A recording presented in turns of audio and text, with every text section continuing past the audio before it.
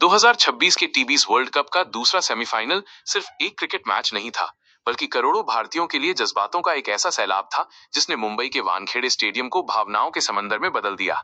आज 5 मार्च 2026 की उस रात की कहानी, जिसने हर क्रिकेट प्रेमी की आंखों को कभी डर से तो कभी खुशी से नम कर दिया। एक ऐतिहासिक शाम, वानखेड़े का गर्जना।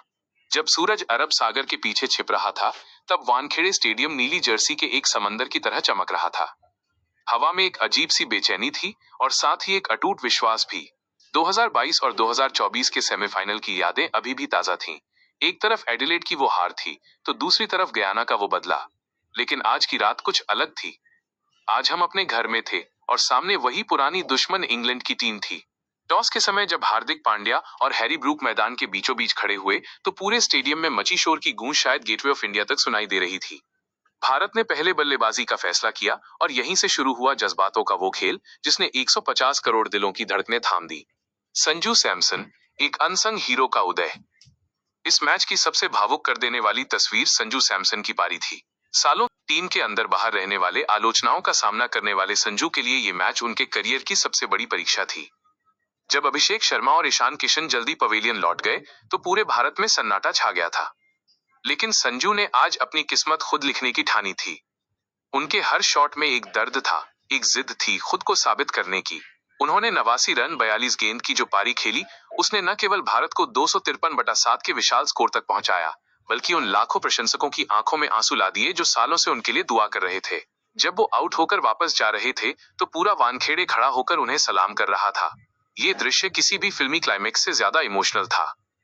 जैक बेथेल का पलटवार और भारत की घबराहट। लेकिन क्रिकेट कभी कभी बहुत क्रूर होता है। 254 रनों का पीछा करने उतरी इंग्लैंड की टीम ने घुटने टेकने के बजाय पलटवार किया। युवा जैक बेथेल जेकब बेथेल ने आज वो पारी खेली जो शायद दशकों तक याद रखी जाएगी। उन्होंने भारतीय गेंदबाजों की धज्जियां उड़ाते हुए अपना शतक पूरा किया। एक समय ऐसा आया जब लगा कि इतिहास खुद को दोहरा रहा है। 2022 का एडिलेड ओवल याद आने लगा। स्टेडियम में बैठा हर प्रशंसक खामोश हो गया। बड़े बुजुर्गों ने हाथ जोड़ लिए, बच्चों की आंखों में डर साफ दिख रहा था। क्या भारत अपने ही घर में बाहर हो जाएगा? क्या डिफेंडिंग चैंपियन का सफर यहीं खत्म होगा? आखिरी ओवरों का heart stopping drama.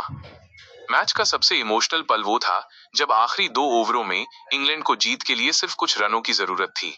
Hardik Pandya ने गेंद संभाली, सैम करन और बेथेल क्रीज पर थे। तभी एक करिश्मा हुआ।